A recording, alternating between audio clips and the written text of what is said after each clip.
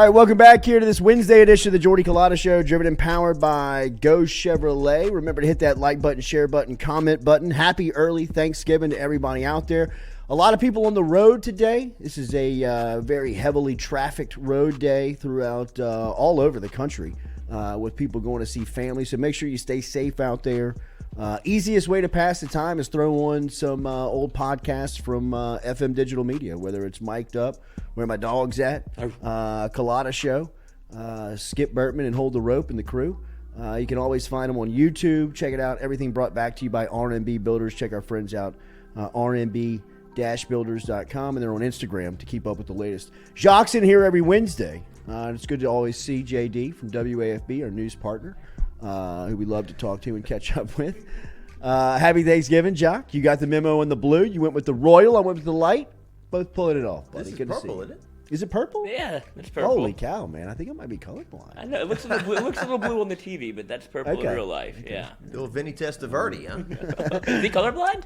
I think he was, yeah. Wow. That's why he threw all those interceptions early in his career. They just determined he was colorblind. It's a hell of an Back in the excuse. day. Oh, it Tittle. All right, so Jacques, last night LSU 5th in the playoff rankings. Seems like the respect for the Tigers is there in the room, at least for the people that are discussing them. Yeah, we were doing the LSU player interviews last night. They brought three guys, Ali Gay, B.J. Ojulari, and Jeray Jenkins, and came out number 5. It's like, wow. You know, it was surprising when they came out number 10 in the initial, I think. And now the excitement of basically, yeah, if you win out, are you going to be in the playoffs? So it is a amazing first season for Brian Kelly. I know a lot of people are saying, well, if they would have made that extra point against Florida State, or if they would have won that game, they'd be in a different spot. Don't get mad at me for saying this, but I think early in the year, some other games kind of went LSU's way where they kind of had some breaks where, like Mississippi State fumbles that punt in Tiger Stadium, and LSU won all those games, and they've done a tremendous job. But I did listen to the show a little bit on the way over here. Joey Galloway said LSU played UAB, a game not many people watched, and they found a way to win. And I was like kicking their ass. Joey. It was 41-10, you know. I guess just the way he worded it kind of, I mean, when they went to Arkansas, they found a way to win, you know. Right. Auburn.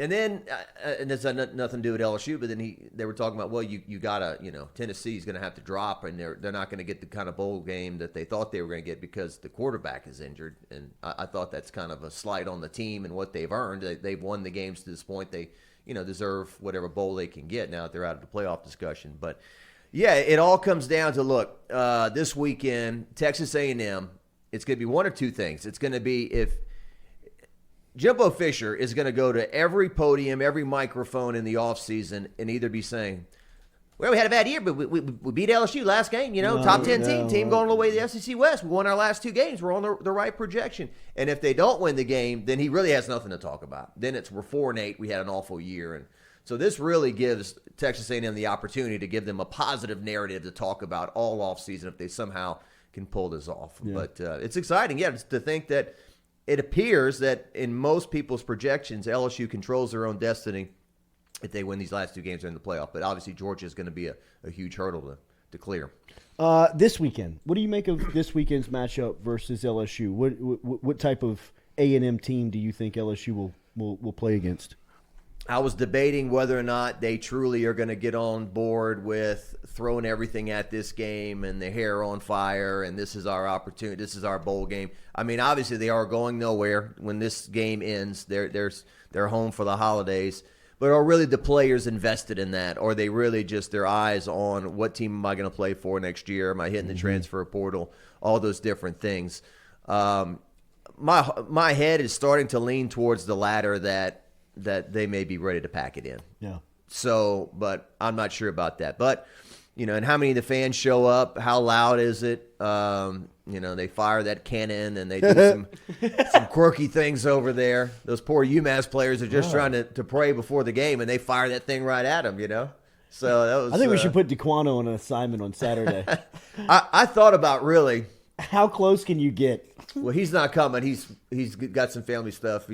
He's resting up for the SEC championship. So he's Drew Breesing it here in the regular season finale. Got enough wins to make the playoff, huh? Got enough content out there. Yeah. But I actually thought about staying up and going to do a spoof on the midnight. Oh, Jacques. Something like that. We got some stupid Cajuns coming over here thinking we're gonna, doing one of those things. But I guess I'm getting old. I don't know if I can stay up to midnight and watch that stuff. Jacques, what a piece that would be. They don't even know they're agricultural mechanical So college. you going? Yeah, we're going. We leave Friday. Going to go over there Friday. So I went there in 2020. That was weird. They probably had the biggest, loudest COVID crowd that season. Them in Florida State in the swamp that year. Florida in the swamp that year. But yeah, Jimbo, it's real interesting. I don't want to pile on, but you look at it, they've got to be saying Brian Kelly inherited a mess, and he's in the SEC championship in his first year, and Jimbo's in his fifth year, and we haven't gotten there. So his best year was the COVID year. They were 9-1 that year, but you don't want to have your best year during the COVID year, the least exciting year in the history of college football. So, right. They're on the hook for so much money. I don't see how they can make a move even over there with their big wallets. But what do you think about that? Jay, I think that it's in a bad place. I think it's if he feels very Les Miles 2013-ish, like in the middle of just it was at its worst when he was hearing the pressure of, man, you got to change your offense. And he was saying, I got it's not as bad as y'all think it is. We can keep doing what you're doing. But there was so much job security behind Miles that he knew that he had the leverage. He had, and I don't think that Jimbo's playing those types of games with A&M. I don't know it well enough, but it looks outside looking in when he's asked, like, is this enough evidence that you need to see that you've got to make a change? He's still kind of like excusing what's happening, right? Like, I don't see him ultimately like handing over play calling duty control to somebody. I don't see that type of change. And, if I'm looking up and 5 years into these resources, this is the product that you get in return. It's a bad place. Our friend Josh Pate, I told him, I said, well, you're not Carrot Top with the props and everything, but the best, that was hilarious when he brought out the milk carton and it said expired 2014, describing Jimbo's offense and everything and the way it's going. So, yeah, they've got big-time resources over there, very interesting dynamics. When we used to go, when we've been there in the past, I've interviewed Scott Woodward on the field before the game as the athletic director of Texas A&M because he was the Baton Rouge native. And I remember in 2016 we were over there. That was when the LSU coaching situation was all up in the air. We didn't know. That was the Tom Herman night. Tom Herman's the leader to get the job. Right. And then by Saturday morning, Ogeron had gotten the job. And I remember interviewing Scott Woodward. Oh, LSU's a great school. They're going to get a great coach. So I was kind of asking, what are the keys to getting a good coach? And all that. Can you come home and make this hire? So it's interesting. I guess I wonder how Scott feels about that. He hasn't been the AD there since 2019, but that is the coach he hired, and it's not working Jacques, out. I think he made a run at Jimbo. I really do. I don't think that stuff was smoke. I think that A&M extending him was a result of LSU. I think that was absolutely a reaction to Scott Woodward's relationship with Jimbo, and that he still sees something in him that they were at LSU together. They formed a great relationship when they were at LSU. I don't think people underestimate how good of friends they are. They're real close in the sense of when Jimbo was at LSU and the offensive coordinator, and Scott Woodward was in his government relations role when he was young, up and coming in athletic departments.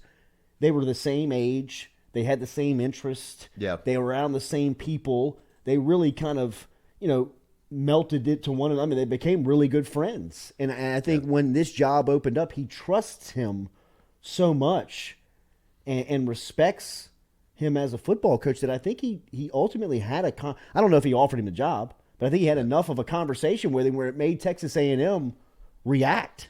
Well, his LSU legacy is very, very secure. I mean, he came into a situation after 1999. I mean, look at Josh Booty's statistics in 1999 and look at them in the year 2000. Rohan Davey the same. Look what he did with Rohan Davey. Look what he did with Jamarcus Russell. Many quarterbacks, improving them. And then he gets to Florida State, and everything is on the up and up, and he wins a national title, and then the next year he makes a playoff. I think A&M's kind of been the downward trajectory of his career. I know Florida State was starting to go downhill before he left, but I think he saw it kind of like I need to bail before this thing sinks. Yeah, it feels kind of like Urban Meyer Florida-ish.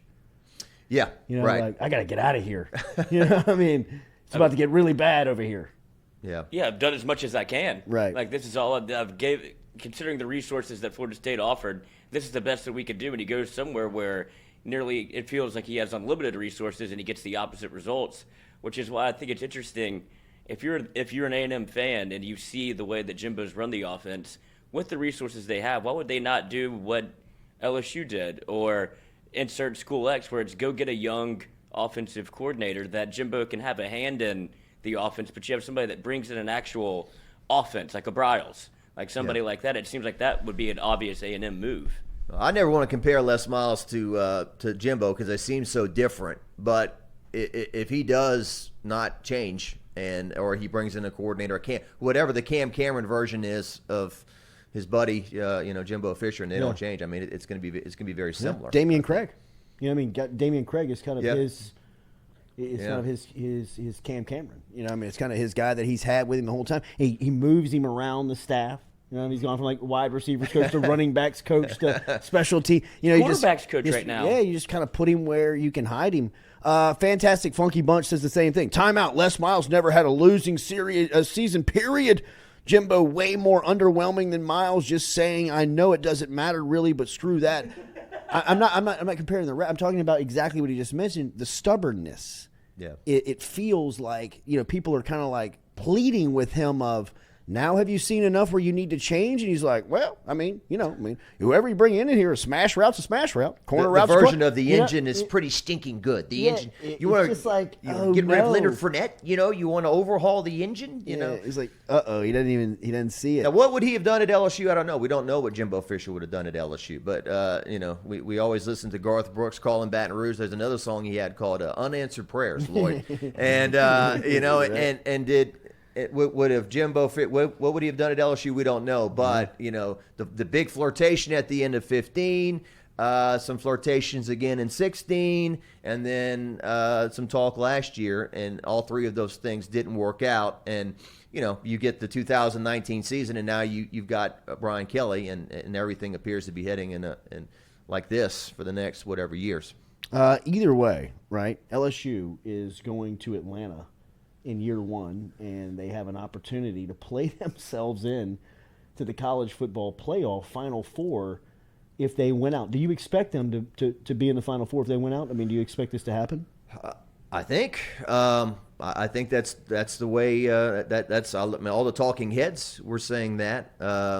It'd been real interesting to see what would have happened. I heard you on the way over here talking about those two games that were running parallel to each other, the TCU game and then the Michigan game. Both of those teams were right on the cusp of losing and found a way to win. And yeah, LSU's right there at number 5. Georgia's the defending national champion. They've looked like the best team in the country overall all year.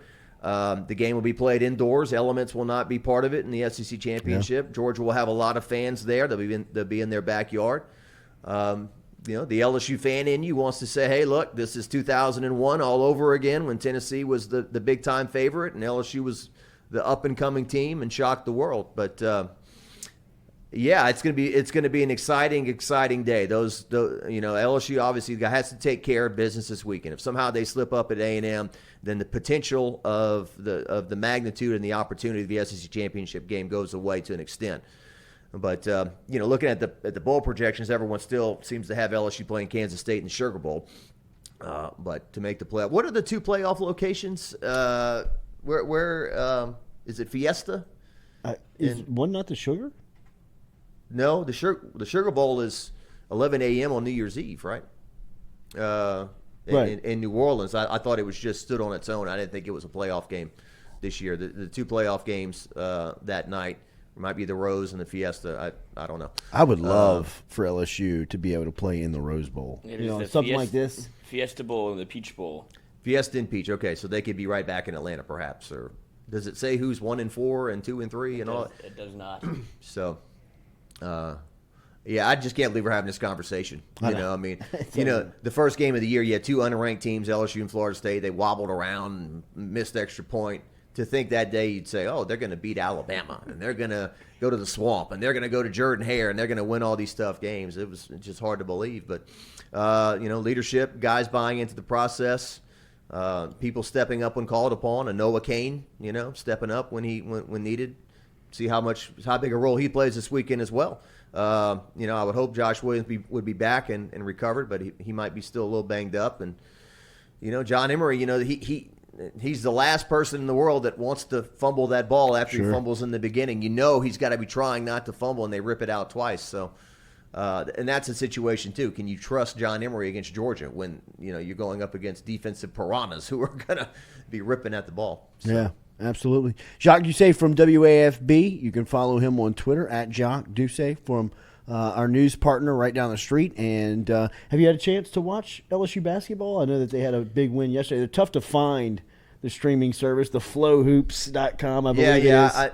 I paid for it. I'm going to have to get expensed by Rob Hayes, the news director there. Yeah, they give you one option to buy it for a month. Yeah. And it's like $50, and then buy it or buy it for a year, or buy it for a month for $50, or buy it for a year for $12. It's like, well, who's gonna take that option? Right. So it's you know, they're getting $14, $15 out of you.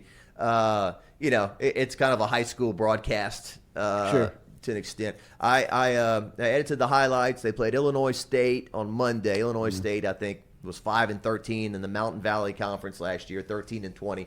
But LSU, I mean, dominated them. And then KJ Williams had 33 points in that game. And then yesterday, Adam Miller, Ace Wolf, had 23 points. And 40 LSU outscores Akron in the second half, 40-23. Really pulled away there. So tonight, I think they play in this championship game against it's Nevada or somebody else there. But it's a chance for a team to win a championship of some kind, a trophy, and have some early season success. And Nevada or K-State? Nevada or K-State. Okay, there you go. And then Kim Mulkey, I went and watched them for the first time in person against Northwestern State the other day. And Angel Reese, man, a 6'3" post player who gets out and defends on the perimeter, steals the ball, can push the ball, dribble with either hand up and down the floor. I mean, they got some exciting player. And Flau'jae Johnson, a true freshman, she steps out there. This ain't no big deal, Yeah. I mean, they haven't played South Carolina yet or anything like that, but she gets out there and is raining trays, and They Alexis got some Morris looks firepower, great. man. I mean, they've hung 100 on everybody, right? 5 straight games with 100 points, which they first said was believed to be a record, and then they said, well, the last time it happened was 81-82 when Kim Mulkey was playing for the Texters, Louisiana Tech. Wow. So when they were wearing those uniforms. Like baseball uniforms almost. Yeah, they had these sleeves and all that. So, yeah, it's they look well. I mean, it's early on, but Matt McMahon looks like a good coach. They look well coached so far to me. Holiday plans, JD. You mentioned that you're leaving on Friday. Do you get a day off? How does this work? Going to go to Lafayette for Thanksgiving, visit family, and then get up on Friday morning and drive to College Station.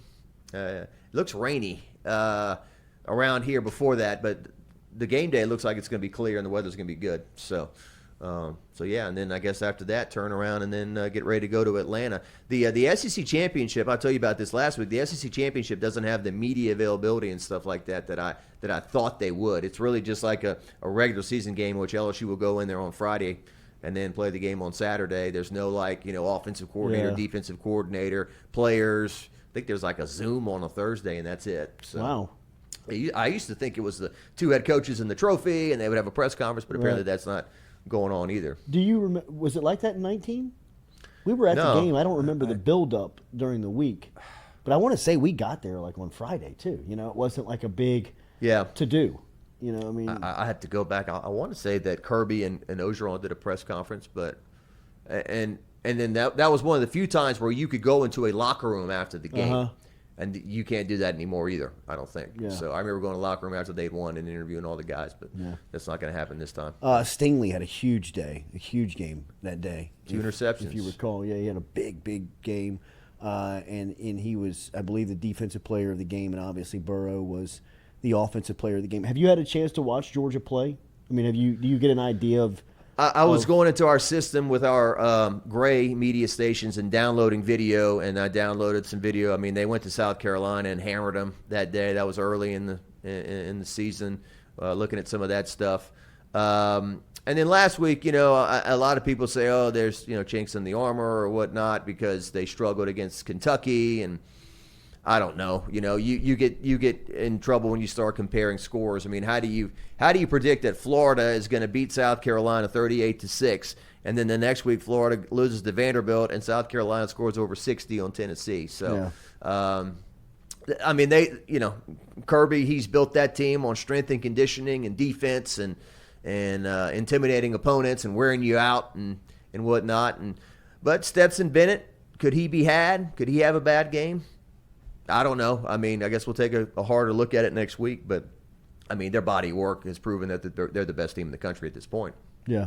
I thought about you on Monday. We didn't have a chance to be at the press conference, but I was watching it live, and I thought that it was a very informative press conference from Kelly. He stayed up there for an extended amount of time. He doesn't dodge any questions, even by, fake answers. He doesn't not saying no comment. He doesn't even try to dance around and not give you anything. He usually is very forthright, very honest in his answers, and kind of well thought out on everything before he speaks. Yeah, I appreciate that. I mean, I agree. And from a media standpoint, I know that you appreciate that, and I feel the same way. I mean, that you can go there and get something, right? You can take something away from after hearing him speak. You've been here for you've covered this program for a while and have seen personalities come in and go. How have you seen the way he talks? I mean, even the mental edge meeting before the game that he's having with the team, that he kind of gave some insight on to the way that he kind of goes into his pregame prep.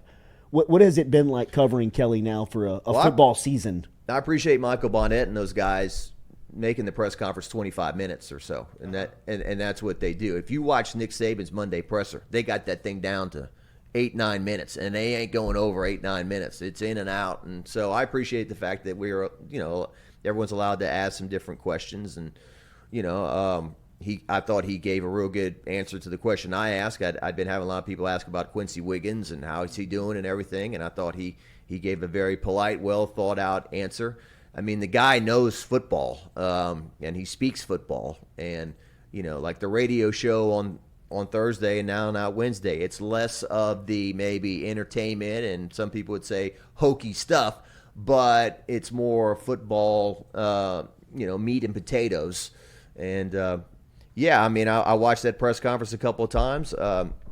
We all had I think some of us had a impression of him that he was this kind of impolite, grouchy guy, but I don't think he snapped one time at anybody in the media at any kind of press conference since he got the job almost a year ago. So, I enjoy the press conferences, and I think he gives good answers on everything, like you said, and he's a professional. All these people that, a year ago we were talking about who was LSU going to hire as the head coach, and could Lane Kiffin have won here big? Probably, maybe. But you see Lane Kiffin going back and forth with this reporter and who said he's going to Auburn and having some fun. That's the kind of stuff that LSU didn't want to have here anymore. And so, you look at Jay Johnson and you look at Kim Mulkey. Well, Kim Mulkey's her own, great thing. But you look at Matt McMahon, Brian Kelly, and Jay Johnson. They all kind of fit this kind of business-like, straight-ahead, process-oriented.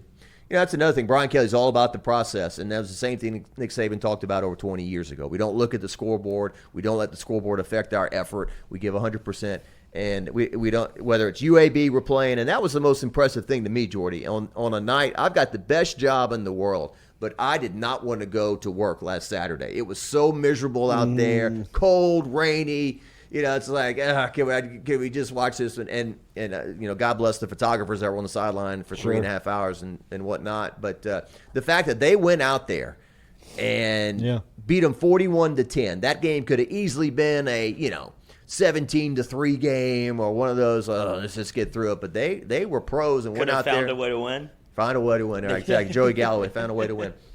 But we're assassins, like they talk about, and just hammered that. That gives me confidence. If they go out there as focused and as sharp as they did against UAB, then why wouldn't they do that at Texas A&M? So, and I thought it was a great step back for the offense. Jaden Daniels looked great.